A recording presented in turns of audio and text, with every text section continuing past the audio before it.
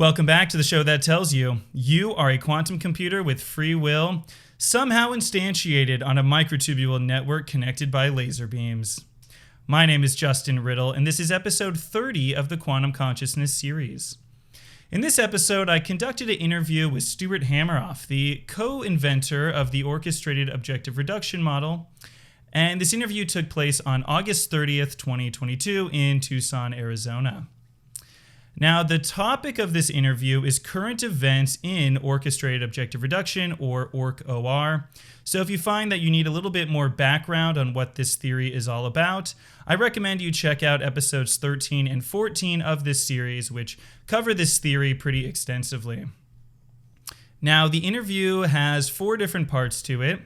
In the first part, Stuart talks about a recently submitted study that finds evidence of long-range quantum coherence in microtubules.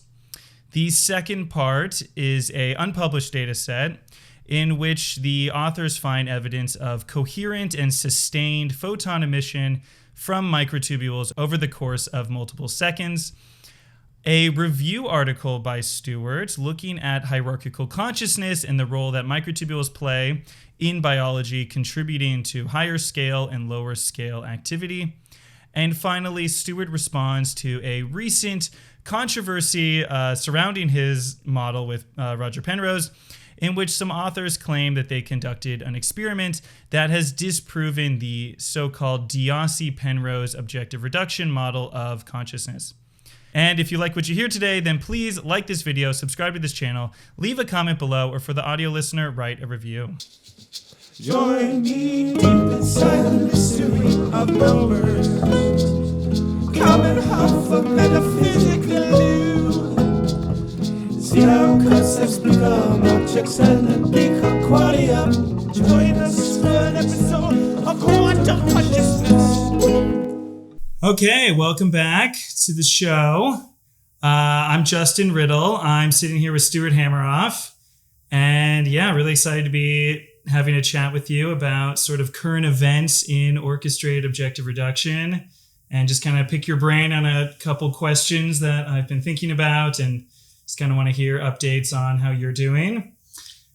It's good to see you. First of all, Justin, it's been a while. I've known you quite a few years now. You were doing the quantum consciousness course at UC Berkeley, which was an impressive feat in and of itself, and you had me there, and you were talking about my stuff. I appreciate that. You've been in this field, which I think is becoming more and more popular, more and more mainstream even.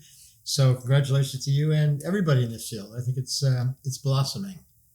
Yeah, thanks a lot, Stu. Yeah, it's been a long ride. Known you for I think almost 10 years now. So yeah, it's been good. Love quantum consciousness, changed my life. Yeah. A lot of this series has been inspired by a lot of your work, obviously. So yeah, excited to check in. Okay, so I want to start off by talking about this new paper that just came out on microtubules. I think it's on bioRxiv right now, probably submitted at some journal.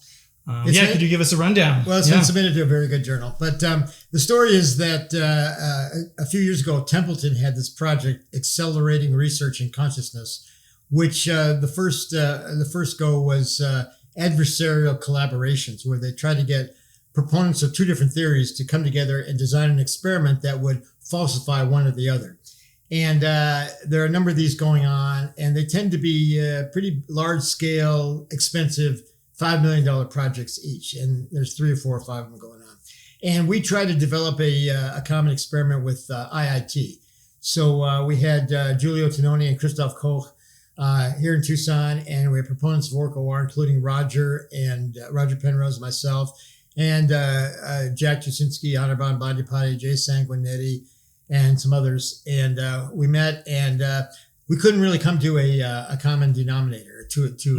I personally don't see how IIT is falsifiable, but other people say it is. And so I was suggesting trying to falsify Orch-OR.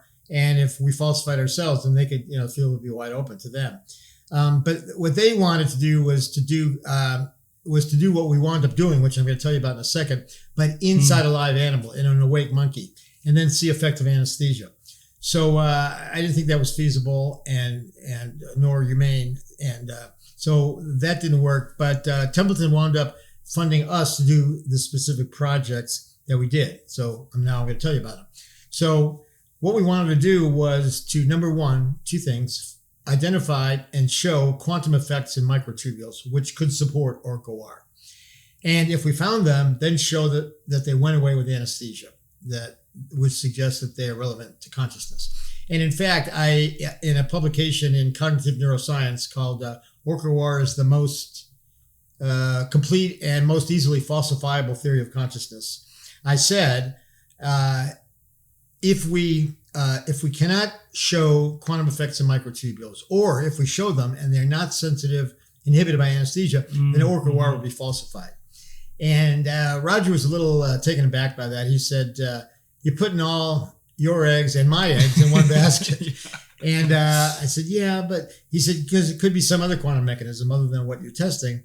And I said, "Well, yeah, that was a good point." And so I started to worry, but fortunately, it turned out okay. And so what we did was I asked Jack Tusinski, who's a biophysicist, to get in touch with the best labs available to do the kind of experiment we needed to do, which turned out to be quantum optical experiments in individual microtubules. And so he got a hold of Greg Scholes at Princeton, and Greg has been a leading experimentalist in quantum biology since its inception, 20, 30 years ago. Well, less than that. Really 2006, the field with photosynthesis, quantum coherence. So, but he's been involved in that. He's been involved in all the studies. So he agreed, and Arat Kalra, who was a graduate student of Jack's at University of Alberta, went to Princeton for a postdoc and did these experiments. And what they did was tryptophan fluorescence lifetimes. So tryptophan is an amino acid inside tubulin and other proteins. And it has an aromatic ring, an indole ring. So a 5 and a 6 fused together. Same ring that's found in pretty much all psychedelics, DMT, and, psilocybin, LSD, etc. And also serotonin and psychoactive molecules in general. And are the kind of molecules that support quantum optical effects. And are isolated from the environment. They're inside the protein, getting away from the water. So they kind of solve the problem of the brain's too warm, wet, and noisy, because they're definitely not wet, because oil and water don't mix, and they're basically oil-like molecules. So inside the proteins, which are inside the cell, are these channels and microtubules of aromatic rings, pi electron resonance clouds, which support quantum optical effects such as fluorescence, phosphorescence, superradiance, exciton propagation, and things like that. So a question, so in these channels, there is photons being emitted and being transferred? Because I always thought about this as electron resonance primarily. So yeah, how does this is exactly where the electrons and the photons get together. Because if you have an electron cloud, like in a tryptophan, if you excite it by hitting it with a UV photon, you get an excited state. And that goes into an excited electron state, and then when it drops down after a period of time, the fluorescence lifetime drops back down, it gives off another photon, which is lower energy, and that's called fluorescence. So we know that if we hit it with UV at around 280 or 300, it will emit at 340 or something like that, and that's called fluorescence, and you can measure the time it takes, and then you can see what happens to that 340 photon. So you could raise a question, well, is this biological? Because are there UV photons in the brain? And we don't know. Mitochondria probably do make UV photons. Whether there's enough of them to drive consciousness or quantum processes is unclear. It could be, but we know that there are also lower energy photons. So this is a place to start, and because it's starting from a well documented methodology. So first of all, Arad and Greg tested tryptophan fluorescence lifetimes in individual tubulins and then in microtubules. And then they used a label called AMCA, which absorbs the 340 nanometer and gives it off at an even lower wavelength. So what happens is that there's propagation of excitonic energy, a quantum particle, along the microtubule to reach the AMCA. So we could by adjusting the concentration of the AMCA, we knew we could estimate how far apart they were. So the fewer there were, the farther apart they were. And if you And as you made them farther and farther apart, if you still got this exciton transfer, that tells you the quantum exciton is propagating along the microtubules. And it turns out they do for about 8 tubulins, which is about 60 nanometers. So that's a really long ways. Yeah, so is this like an estimation for how long or how far quantum coherence can be sustained or propagated? Or this would be a minimum because you don't know what else is going to happen. But yes, it just shows propagation of a quantum process, a quantum entity, an exciton in this case, which in photosynthesis goes to one protein to reach the chemical center. But in a microtubule, it goes to one tubulin, then another tubulin, and then another tubulin, and can go through the length of a microtubule, which could be mesoscopic or macroscopic. So it leads to the possibility of long-range quantum processes and communication of some sort. So we were able to show that, or Arad and Greg were able to show that, and show this propagating electronic energy or exciton diffusion. And then they added anesthesia, 2 different types. One was the gas anesthetic isoflurane, but we didn't use it in the gas phase. We hope to do that in the future, but it starts as a liquid, then you vaporize it. So you start with the liquid, you put a little aliquot in, and you see an effect, and it inhibited these exciton diffusion. Transfer of the field. So the electron energy transfer was diminished, and we did it with another anesthetic, etomidate, which is a soluble anesthetic, and that also did the same thing. So 2 completely different types of anesthetic, a gas and a soluble one. They both had the same effect, and they both put people to sleep and animals to sleep. And so that was quite an exciting finding. The conclusion in the paper was that they didn't go. We didn't go too far into relating this to consciousness or Orch-OR, but because it's a finding in and of itself, and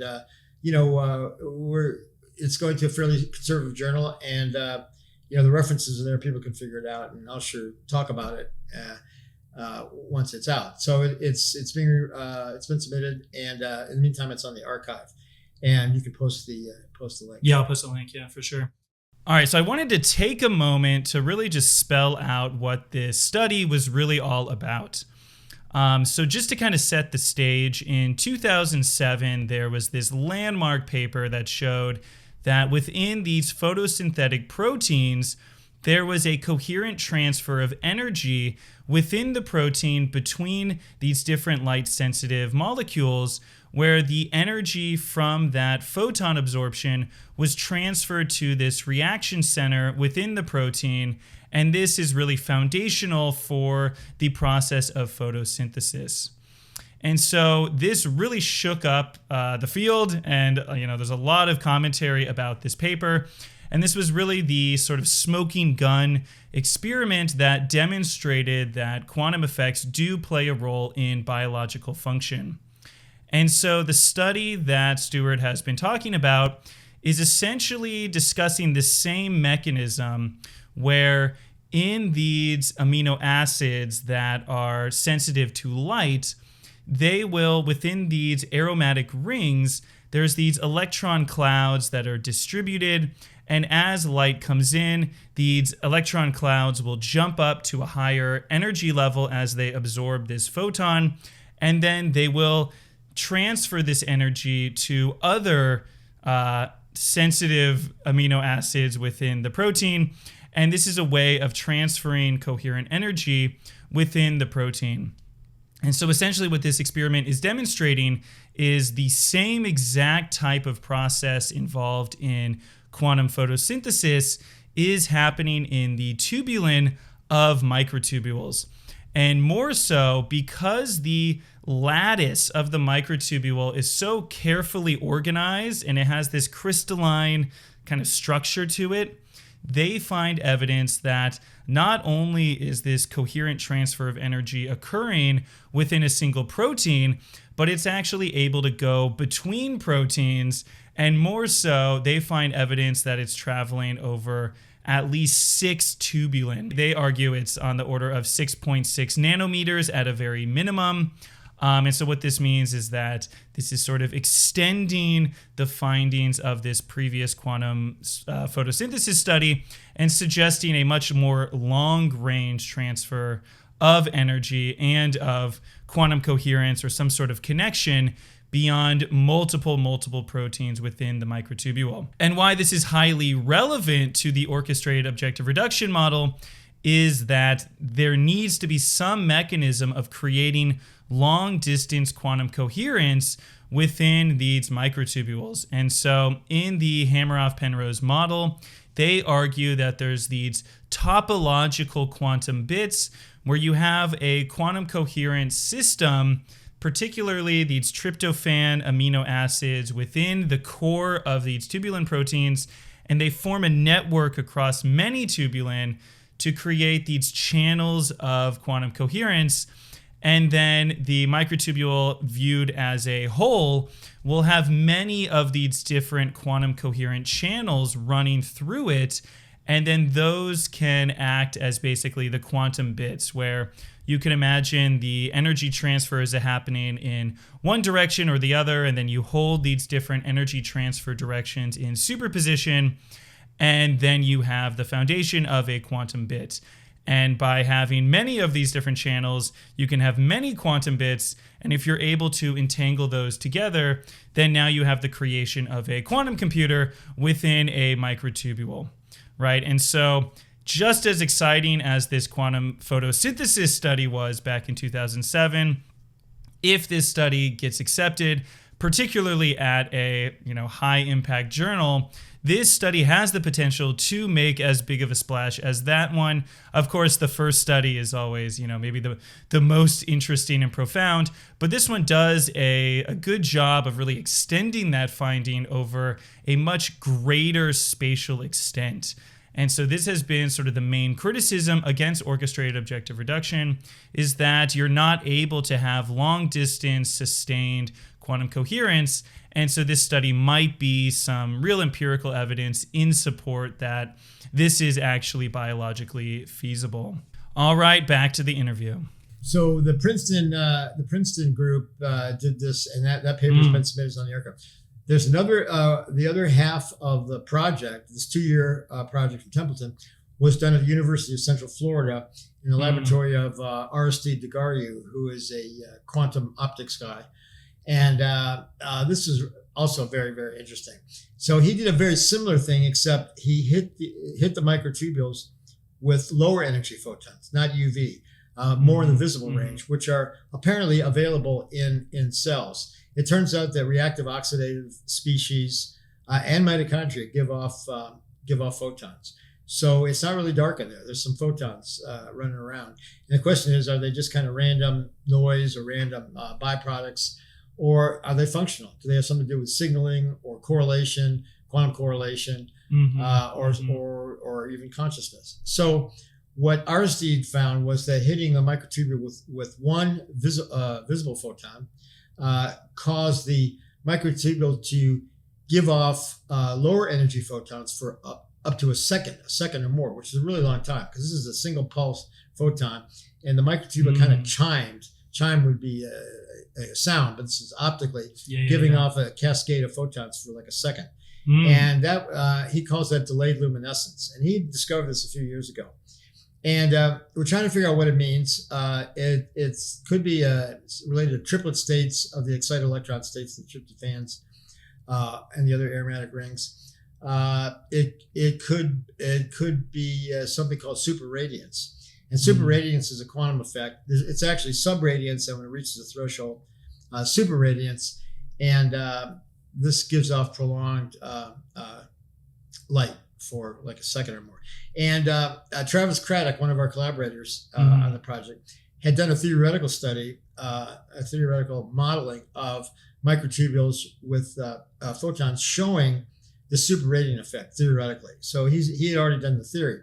And the bottom line is that that all the tryptophans over a range of basically the wavelength of a photon, like 480 nanometers. So there's 60 tubulins times 13 times 8 tryptophans. there's a lot of tryptophans in that cylinder portion of a microtubule. And what he illustrated was that the photon actually gets stuck, gets trapped, and is kind of wrapped around the microtubule. And that this phenomenon of superradiance. And it's a quantum optical effect. And ironically, in the 90s, Mari Jibu, and you knew this, Mari Jibu and Kunio Yasui, two Japanese people, along with Carl Pribram, Scott Hagen, and myself, wrote a paper in Biosystems about superradiance and microtubules. Now, that was the mechanism for that was different. It involved the water molecules in the hollow core of the microtubule being oscillated coherently by Froehlich coherent dynamics in the microtubule. And what we're thinking is more the Froehlich coherence in the microtubules are causing the superradiance. Now, there could be something interesting in the atomic in the water core too, and Anirban Bandyopadhyay thinks so also. Yeah, I showed some of that. Yeah. Right, but we're thinking of the tryptophans in the tubulin walls as being the source of the superradiance. So so he again showed superradiance in microtubules, then added isoflurane and etomidate. In both cases, the delayed luminescent superradiance went away or was inhibited markedly, and the same two anesthetics. So we have two different examples of two different quantum optical effects in microtubules from two different laboratories, both showing quantum optical effects in microtubules, which are inhibited by anesthesia.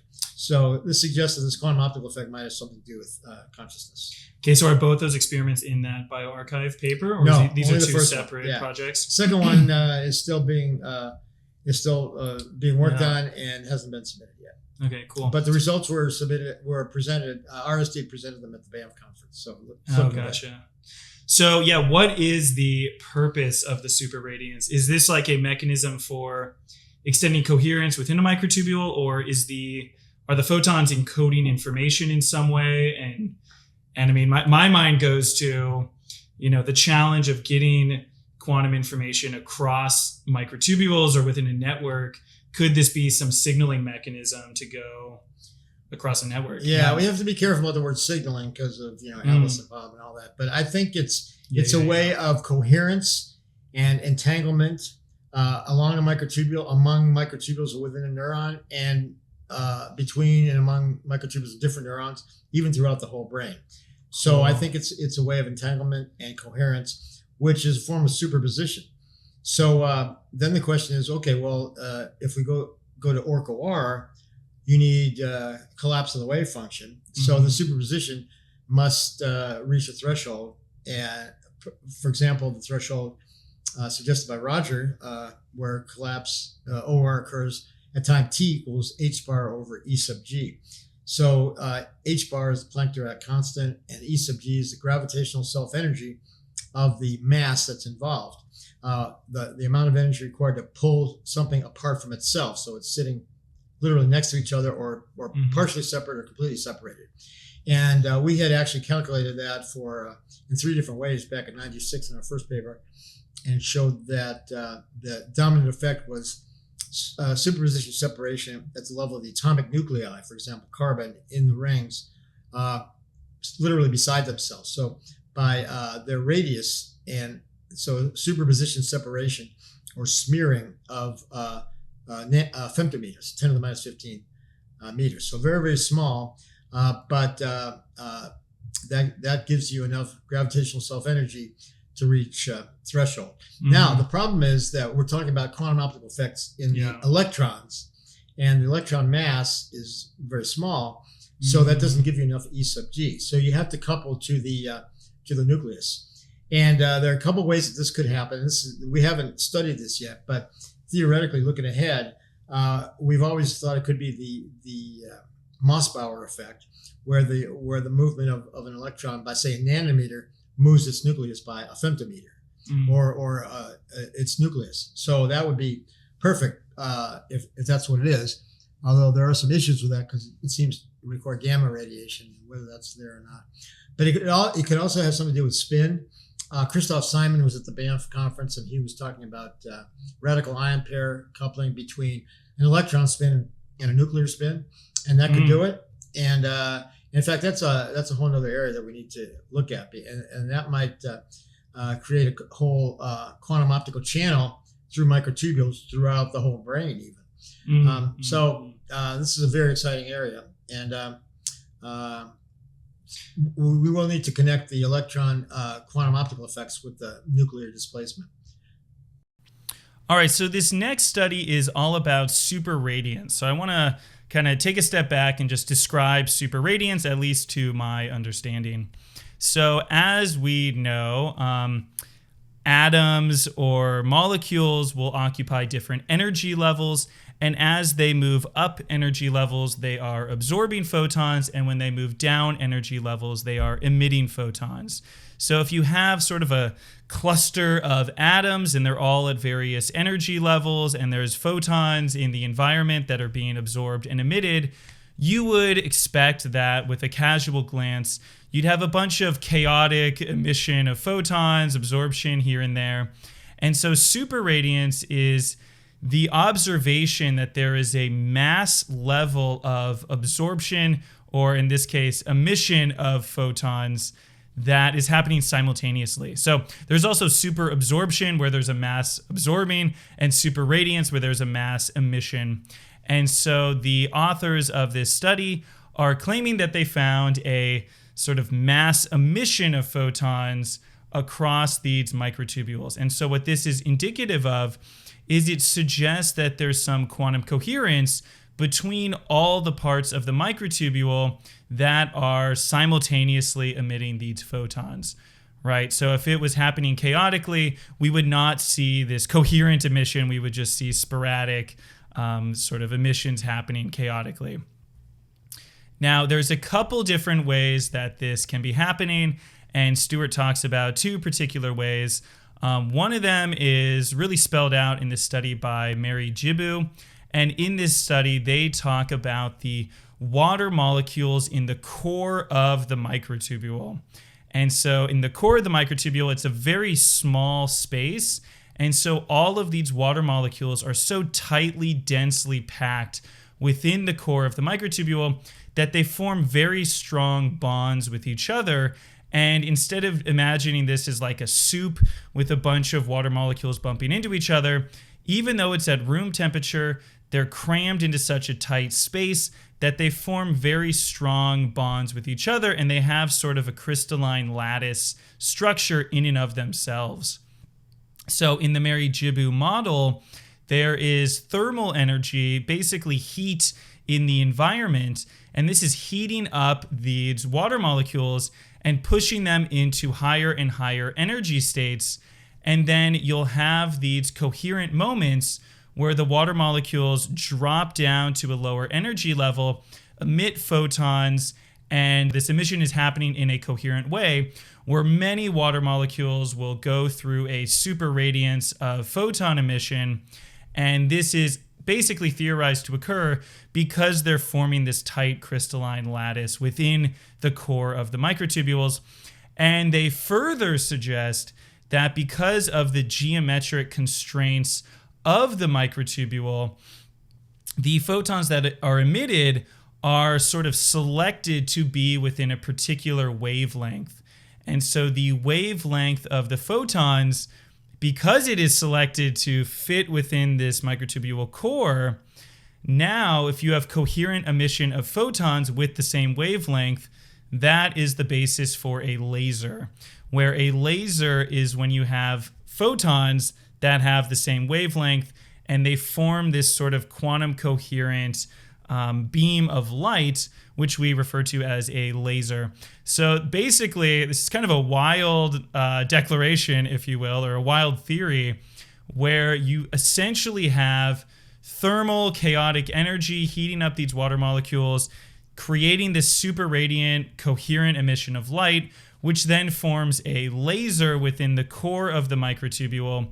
And Stuart says that this photon will hang around the microtubule, and I don't really know what to do with that information, but I think an interesting proposition here is that if this light is coherently emitted from the microtubule, this could be a basis of many different microtubules linking up together. So you can imagine a microtubule emitting a laser beam from its core, and then there's other microtubules surrounding it, and they can receive those coherent beams of light. And this could be a basis for essentially entangling the activity between multiple microtubules. So in the previous section, we were talking about how tubulin can become coherent and build, these topological qubits that extend across an entire microtubule. But then the question is, how do we get something bigger than a single microtubule in the quantum domain? And so maybe these coherent light emissions could be a way of forming sort of a laser grid of microtubules that are quantum coherent. They're entangled with each other. And in previous episodes, I was talking about this need to create entangled pairs. If you want to perform quantum computations, a major function that you need to perform is to entangle many quantum bits into your quantum computer.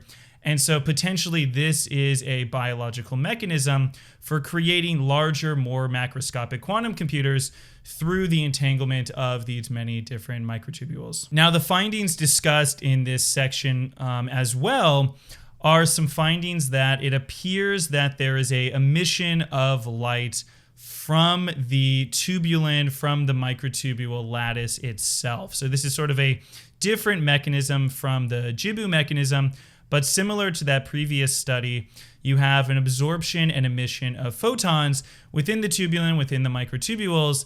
And this, once again, is a mechanism for entangling multiple tubulin to each other and sort of creating a quantum computer out of these many different quantum bits. So very similar mechanism, but it seems like Stuart is leaning more so towards this kind of tubulin-focused photon emission as a means of entanglement, more so than this sort of like early 90s model of these lasers within the core of microtubules. One final thing which I want to bring up here, which I haven't heard Stuart talk about in a while, but he has previously talked about these centrioles.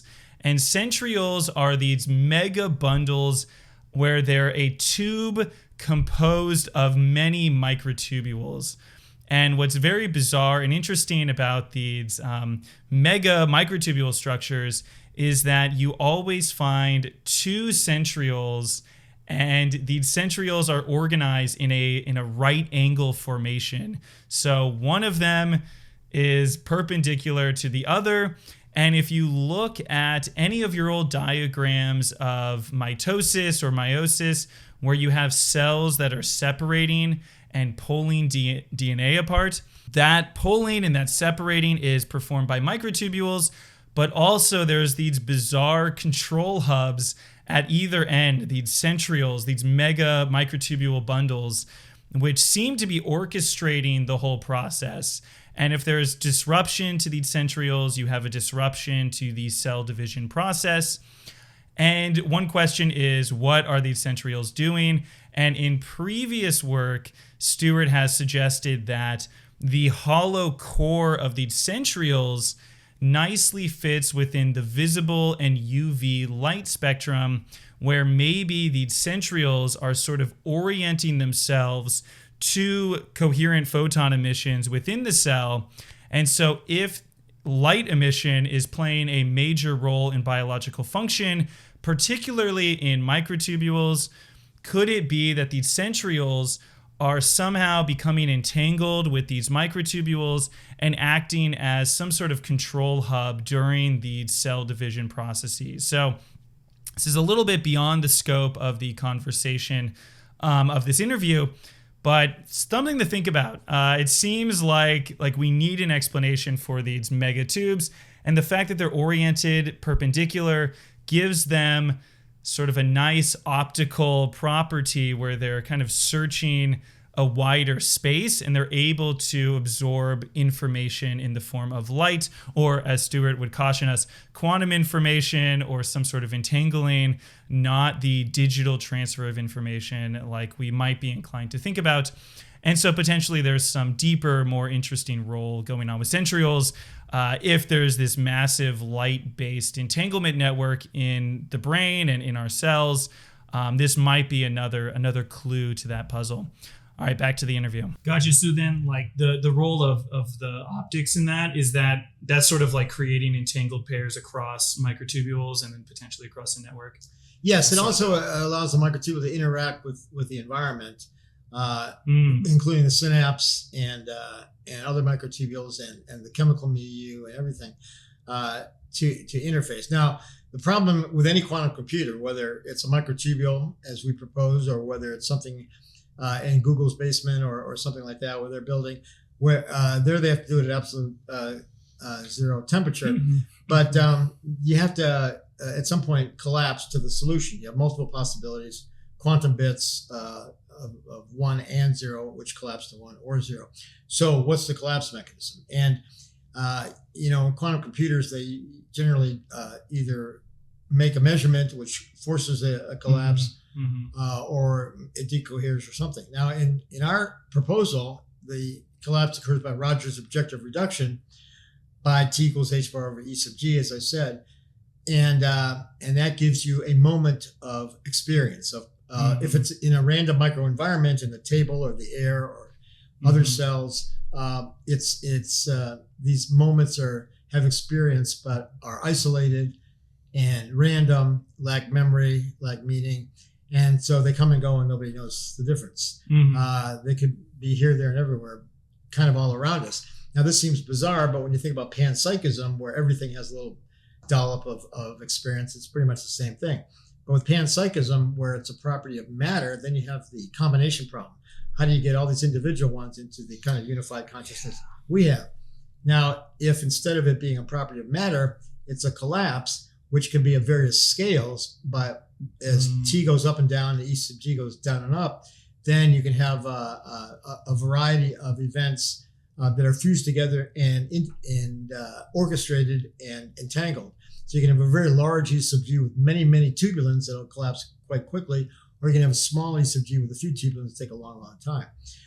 I think over the course of evolution, brains have evolved so we can have larger and larger E sub G and faster collapses. So, for example, our brains, we think we probably have 10 million Orch-OR events per second involving 10 to the 15th tubulins in the brain. Now, there's about 10 to the 20th tubulins in the brain. So we're using maybe a 10,000th of the capacity.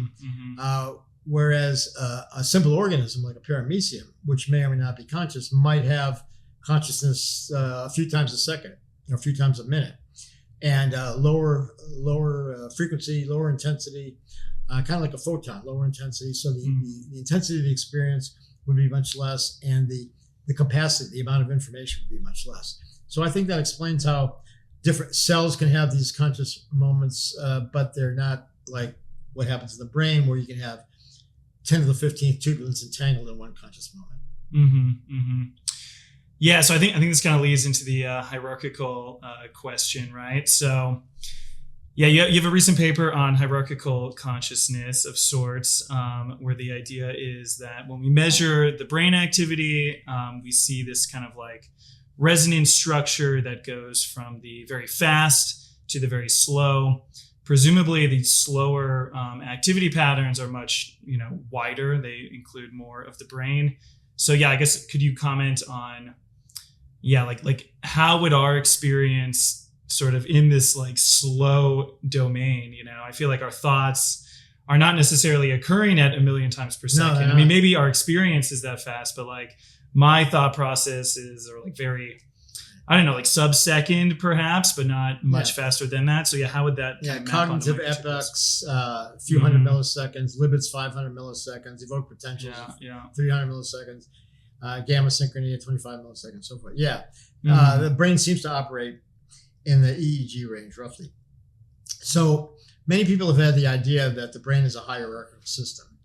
And I should say also that this whole thing, kind of stepping back, makes the brain more like a hierarchical system, kind of like, and consciousness more like music than a computation. So I think the idea that the brain is a computer, a complex computer of simple neurons, really fails because number one, neurons aren't that simple, and then you have to explain how paramecium can be so clever, and but then you have the problem of the difference in frequencies and scales. So a number of people have had the idea of a hierarchy in the brain starting from the level of neurons and getting larger and larger. Baiju He and Marcus Raichle years ago had this scale invariant fractal-like model starting from individual neurons within the EEG, so different levels of the EEG, and that's great going upward.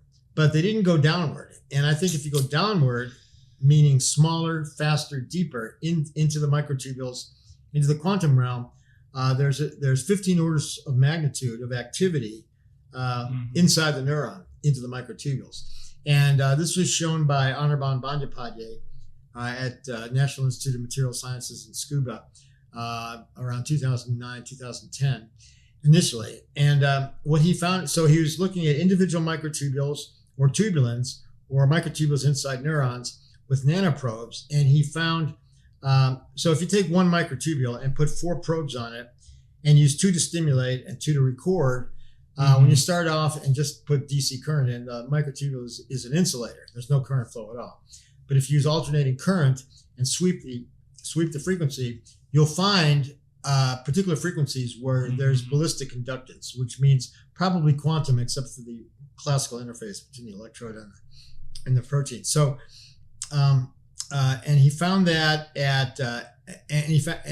every 3 orders of magnitude, from terahertz, which is 10 to the 12th to 10 to the 15th, to gigahertz, 10 to the 9th, to megahertz, 10 to the 6th, to kilohertz, 10 to the 3, and down to hertz. So every 3 orders of magnitude, I think it was maybe every 2.7 orders of magnitude, he got the self-similar pattern of conductance. If you looked at that morphology of that pattern, it was a triplet of triplets. So there was 3 peaks, and in each peak were 3 peaks. And this triplet of triplets shows up every few orders of magnitude, kind of like a fractal or a hologram, maybe. So I think this is highly significant. We haven't figured out totally what it means yet, but I think it's a big clue.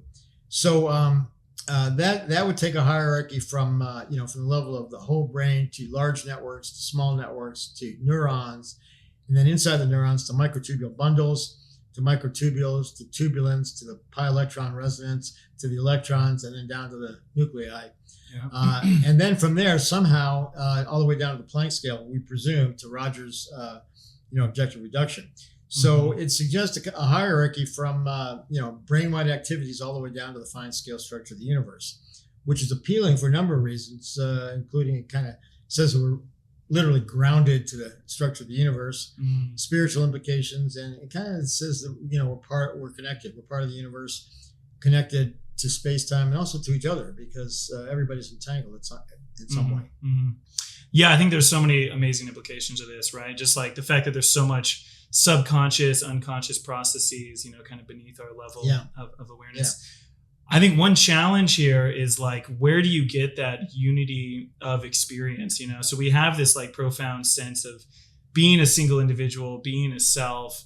How does that emerge? One, from like this fractal, and then 2, even in the microtubule model, there's so many like pockets of these microtubule networks. Are we one particular network in our brains, or are we moving around in our brains? Like, how do we get a single self out of the fractal and then out of this like massive brain? Yeah, that's a good question. Yeah. First, let me say that you alluded to this question earlier and I didn't answer it, but how do we get from the very fast, from the 10 million per second to the cognitive epochs at a couple per second? And we think that's through negative resonance or interference patterns. Kind of like in music, where if you have 2 instruments that are just slightly off, they're going to give a beat, and sometimes musicians use this intentionally. But you get interference beats at a much slower frequency, and it could be that EEG, for example, is a beat frequency of much faster oscillations going on in microtubules. Because even after all these years, we don't really know the origin of the EEG or its true significance. True.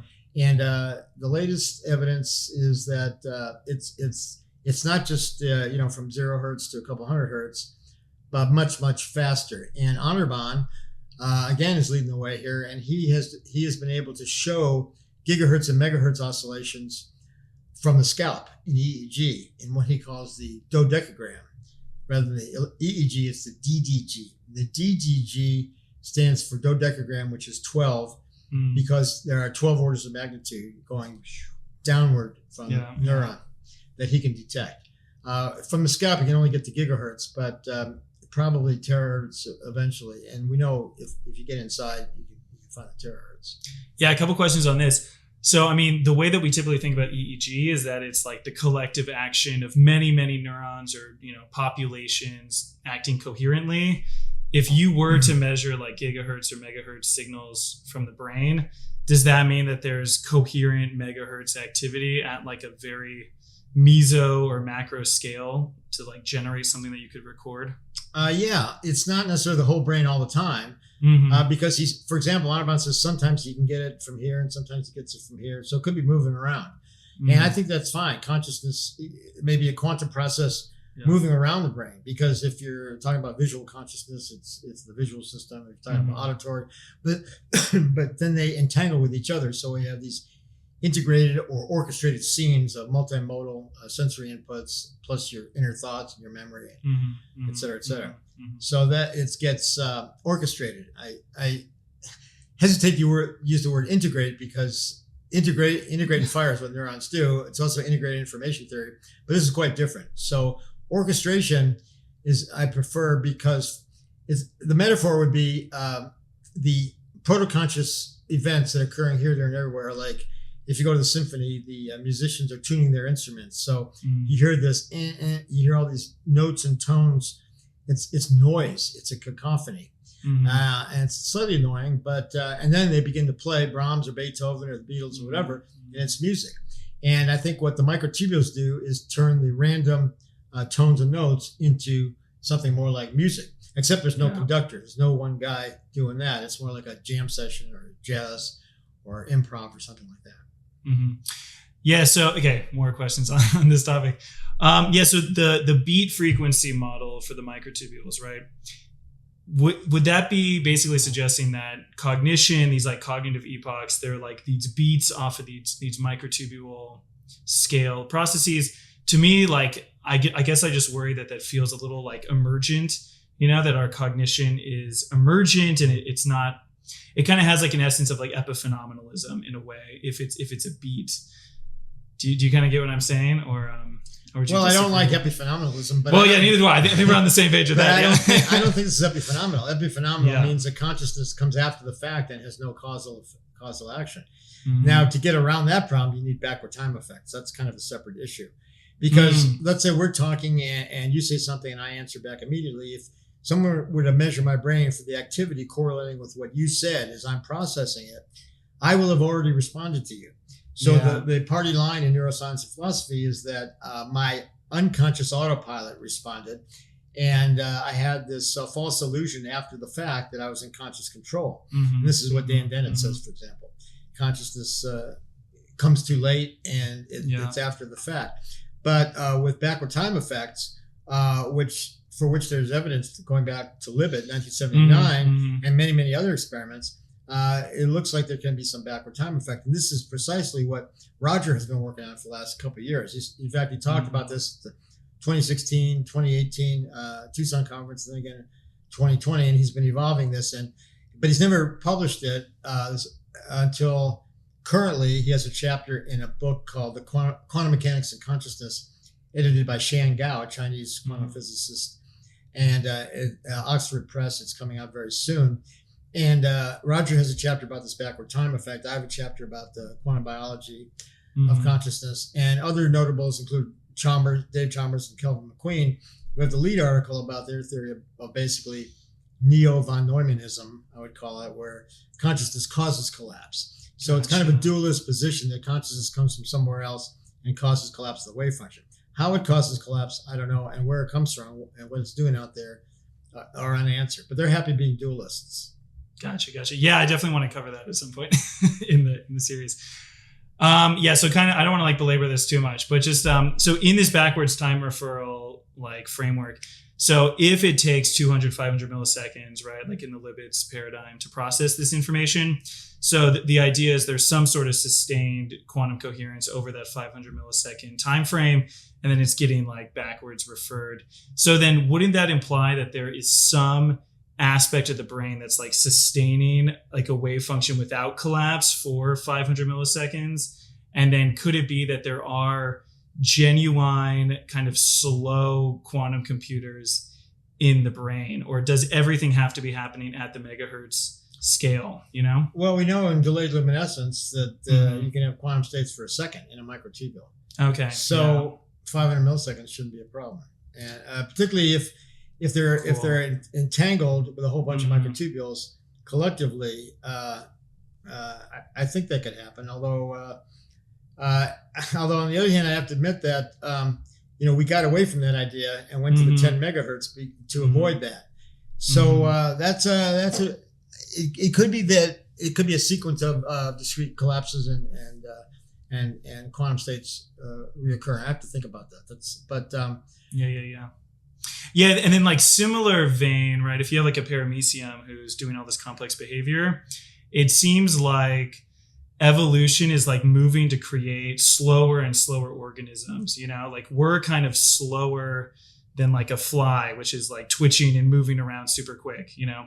So it feels like we're moving slower, and yet in the Orch-OR paradigm, like our conscious experience should be going faster, right? As we have more intense experiences. So yeah, I mean, maybe could it be that there's more unconscious processing in the lower animals, and then like the conscious experience is happening less frequently, but then there still have kind of fast anatomical processes occurring, but then consciousness is slower, and then maybe there's like some sort of trade-off through evolution where, do you have a comment on that? Or well, if you go just by the size of the brain or the organism and the number of tubulins, you can, and actually I have this in the paper you mentioned. Yeah. Where you put them on linearly, you go from where we have like 10 to the 20th tubulins, but we probably only use 10 to the 15th, down to a paramecium with maybe 10 to the 9th or 10 to the 8th tubulins, down to a plant with maybe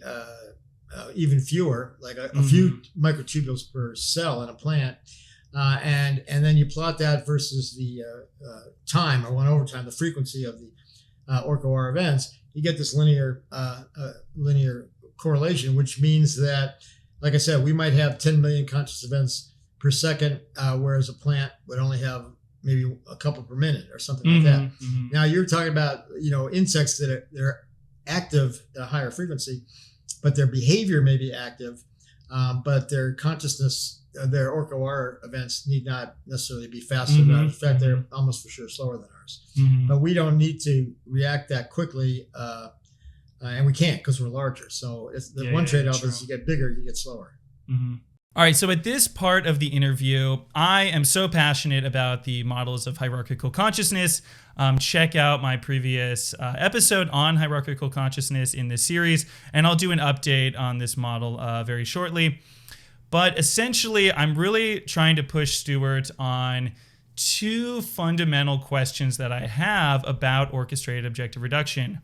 One is, how do you get a unity of self? How do you get a single conscious experience from all of these microtubules and all these different pockets of the brain? Second, how do you explain the really slow nature of human thought and human action, where maybe we have a really fast experience, but it appears that we have very slow cognition and very slow decision-making, perception. All of these processes occur at a very slow time frame. So when microtubules are the main substrate of quantum computation in the brain, it really is a challenge. How then do you explain the very slow nature of our experience, and how do you scale up the quantum computational process to encompass such a large number of microtubules that it would reach some sort of unity of self? So in the orchestrated objective reduction model, Stuart talks about what he calls beat frequencies. And essentially within the microtubule network, the collapse of the wave function is still occurring on the order of 1,000,000 times per second in the megahertz range. So under their model, this would suggest that conscious experience is happening 1,000,000 times per second. And the challenge is, how does this then relate to these very slow forms of cognition? So he argues that there's sort of beats. As you have different pockets that are processing quantum information and collapsing, you'll have these emergent beats or these classical style interference patterns between these different systems, and this will give rise to these low frequency modes, right? So similar to like binaural beats, where you have two different really fast time scales, but they're separated by a lower hertz frequency, you'll have the emergence of that lower hertz. So for example, 1000 hertz interfering with 1005 hertz will give rise to a 5 hertz beat, right? And so that beat is present and measurable. But my question was, isn't this epiphenomenal then?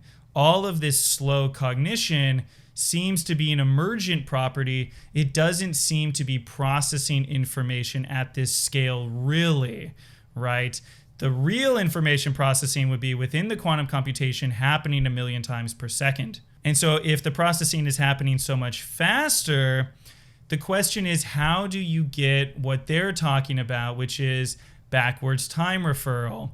So they're also making the claim that as you're experiencing something in the moment, information is being processed into the future and then being referred backwards in time into the present moment to then have this rich experience. And you can check out the quantum time travel episode of the series where I go into this in a lot more detail. But essentially the idea is that within a superposition, within the unitary evolution of the Schrödinger equation, time is reversible. However, once you have a collapse of the wave function, you've then disrupted that time reversibility and you have classical causality. So with successive collapses, you have the deterministic digital causal structure of the universe that we're very familiar with. And only within the superposition can you make time more fuzzy and have things be reversibly moving backwards and forwards in time. So I think a real challenge in the Orch-OR model currently is if all quantum computations are happening at this 1,000,000 times per second time scale, how then would you have time reversibility at the scale of 500 milliseconds? And I don't see a good answer currently within the model as posed. The solution would have to be, to my mind, that there needs to be lower frequency, slower quantum computations occurring within the brain, within biology. And Stuart goes into this where in their earlier papers, they were entertaining this idea that there were these bigger, slower quantum computations happening on the order of milliseconds. But in more recent iterations of the model, everything's happening at this megahertz frequency. And so I think if you want to make the case that our experience is fundamentally real and happening, the idea that we're making decisions on the order or the time scale of multiple seconds or 500 milliseconds or even 100 milliseconds, I think you need a quantum computation that is sustained for that long, for that order of magnitude. And potentially in that delayed luminescence experiment, there is some evidence that you could create quantum computations or quantum coherence that's occurring at these slower time scales. But I think more work needs to be done. What I'm kind of looking for in the future is maybe a nesting or a coexistence of multiple quantum computational systems or multiple quantum computers within the brain simultaneously. So maybe the tubulin and these microtubule lattices are conducting quantum computation on the order of megahertz. Maybe, this is all speculative, the core within the microtubule is creating these coherent photon emissions, and there's some sort of like network of microtubules that is operating at a slower frequency. And maybe there's phenomenon at the level of cortical columns or populations of neurons which is sustaining quantum computations at even slower frequencies or slower rates. And so I think if you want to make the argument that free will is real and that there really is a decision process that you are contributing to, I think we need to engage with these slower scales. And it's a huge challenge, right? We're trying to make the argument that quantum mechanics makes an impact on biology at the scale of proteins, let alone the level of the entire brain, the level of multiple seconds or parts of a second, right? So in a way, we're getting ahead of ourselves. We're trying to get to the end here of having super macro quantum computations in the brain. And we still need to make the case that there's micro quantum computations happening within the brain that are biologically meaningful. So that's what I'm looking for in the future. A lot of cool thoughts here and more to think about. All right, back to the interview. Yeah, why don't we pivot a little bit and talk about this Diosi-Penrose controversy that came out recently. We had some comments on the channel asking about this. And I've heard your response before, but yeah, maybe you could just give your shtick on this. Yeah, Roger and I have been writing up a response, and I sent him my version a couple times, and I think he's a little reluctant because I think my response is a little bit too harsh and too not aggressive, but maybe snotty, and he doesn't like that. So we're trying to reach a middle ground, or I may just publish it referring to him but without him as a co-author. So this study was funded by FQXI, Fundamental Questions Institute, which is a think tank that was founded by Max Tegmark, who was a famous critic of ours, who in 2000 published a paper where he calculated the decoherence time of a microtubule as 10 to the minus 13 seconds, way too fast for what we've been talking about. And he got in his equation for the decoherence time, he had there's a factor where you separate of superposition separation. So when you have superposition, something is separated from itself. You give a quantum bit of 1 and 0. How far apart are they? And in our theory, as I mentioned earlier, it's the superposition separation is an atomic nucleus separated from itself, like in femtometers, 10 to the minus 15th meters. So, and not very far apart at all. Tegmark, instead of using that, used where he made up his own model of a soliton separated from itself along 3 by 3 tubulins, so 24 nanometers.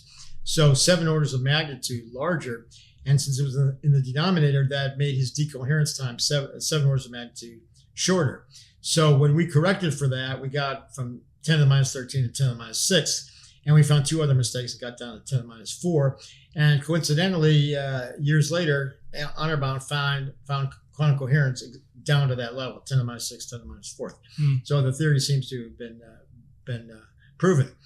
So, but that was a long time ago. But a number of other people have criticized us, and FQXI seems to be kind of an amalgamation of our critics. There's a lot of IIT, there's a lot of many worlds, there's a lot of Tegmark and other people who, have a history of opposing us for better, for worse. So anyway, the point of this was that objective reduction, Roger's basic idea that gives consciousness, which is the essence of it. I mean, I've been studying microtubules for 20 years, thinking that they were the seat of consciousness, but didn't really have a handle on what consciousness actually was until I read his book, which suggests The Emperor's New Mind, which suggested that self-collapse of the wave function due to quantum gravity by this separation would spontaneous collapse and give a moment of consciousness. So instead of consciousness causing collapse, as Chalmers and Kelvin McQueen are saying now, and von Neumann and Wigner said years ago, collapse occurs spontaneously and causes consciousness. So it puts consciousness squarely in science. There's no dualism. You don't need some mysterious thing coming to do it. And it explains, how it could happen. So Roger's objective reduction theory and is based, as I said, on T equals H bar over E sub G. And I remember distinctly when we first started collaborating together, we got to the point where we needed this equation. And it was at the 1994 Tucson conference, the first Science of Consciousness conference. And I said, well, Roger, how do we get from, the gravitational self-energy to the consciousness? And he had he handed me a piece of paper. I think it might have been a napkin, and it said T equals H bar over E sub G. I'm going, T equals H bar. Okay, so he told me what H bar was. Well, I knew maybe I did. And he explained E sub G is gravitational self-energy. He explained to me how to calculate it, and that was the beginning of it all. So that's his equation for objective reduction, which he published in 1989. Well, I guess I think he had the equation in his book, so maybe it wasn't that new. I just missed it. Anyway, it turns out after he had been working on this for a while that he discovered that a Hungarian guy named Diosi had a similar idea that he published earlier in Hungarian in the earlier 80s. Okay. So being gracious, Roger, acknowledged this and recognized it. And since Diosi published it first, he started referring to the idea of objective reduction by T equals H bar over E sub G as Diosi-Penrose OR or DP theory or DP-OR. So, and that's gone on for the last 10, 15 years or so. And however, there's a key difference between the two. And one is that Roger's idea is based in gravitational, general relativity, basically curvature of space-time, whereas Diosi's is just dynamical mathematics, basically. And Rogers predicts proto-consciousness or consciousness. Diosi doesn't. And as far as what you can measure, Diosi predicted that each OR event would radiate heat, would give off some kind of heat or radiation that could be measured.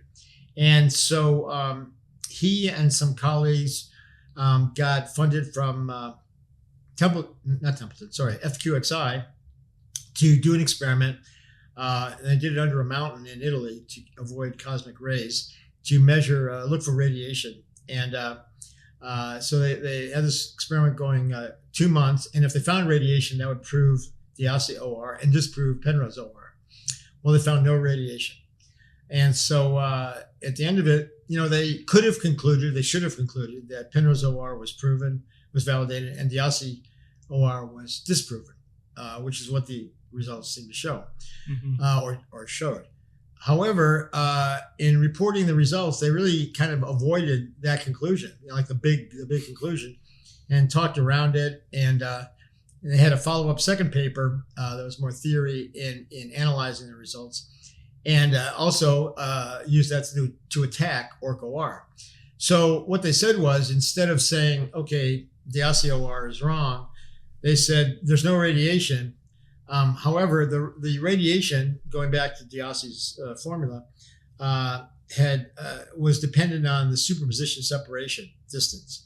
So, and the shorter this was, so the shortest, for example, being our model of an atomic nucleus separated from itself just by its radius, so 10 to the minus 15 nanometers, that would give off a lot of radiation. And if you spread out, if you separated them even further, you smeared them out farther and farther, you get less and less radiation.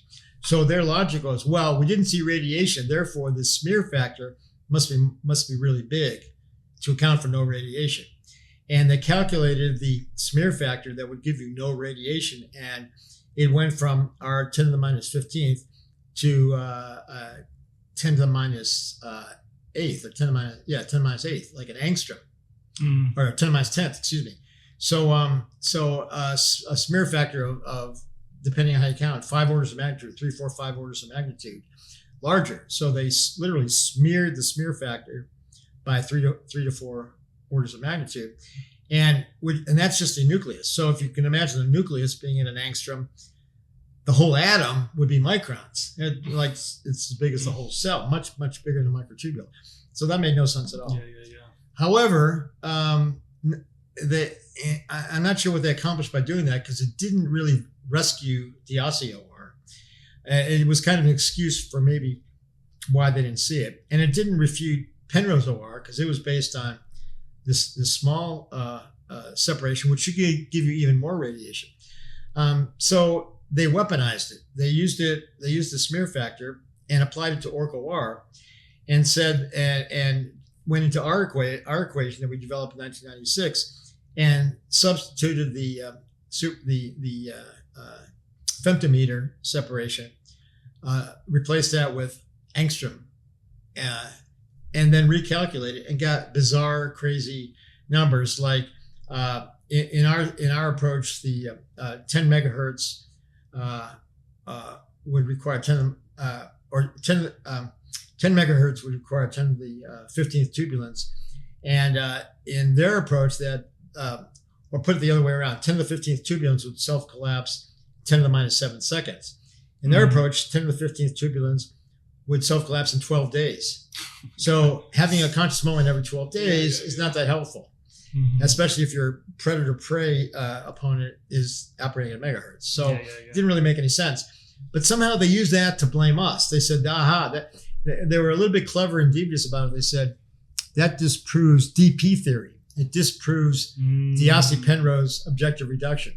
So, that was sneaky. So they never quite called out Orch-OR per se. They were, in the official paper at least. Yeah, no, they didn't. And they were very clever about it. So I actually counted up in the 3 papers. I'll tell you about the third in a second. 7 times they said Orch-OR based on DP theory had been refuted or was highly implausible. And twice they said, well, we haven't really ruled out Orch-OR based on Penrose, but just this variant. Essentially, they made up their own variant of Orch-OR based on Diosi OR rather than Penrose OR and showed that it was wrong, and then somehow blamed us. So it was very unfair and devious. But you're right, they kind of sidestepped it. So if you read it to the letter of the law or whatever, no, they didn't claim they refuted us, but they were it was kind of a bait and switch followed by a tarring with the same brush. So it was like a shell game, DOR, POR, blah, blah, blah. They must both be wrong. And, therefore Orch-OR is refuted. Well, it wasn't, but they were very clever about it. So they could wiggle it. When I called them on it, they said, well, look, here we said it was okay. I said, yeah, but here, and here, you said it wasn't okay. So, that was the 2 papers, the experimental paper reporting from the Gran Sasso experiment, and then the theoretical paper called Consciousness or Collapse at the Crossroads of Orch-OR and something.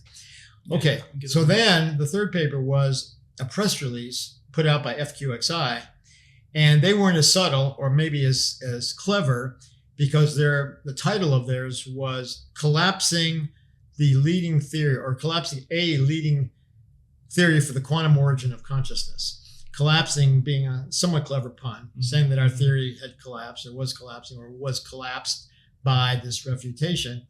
And so their headline was the punchline.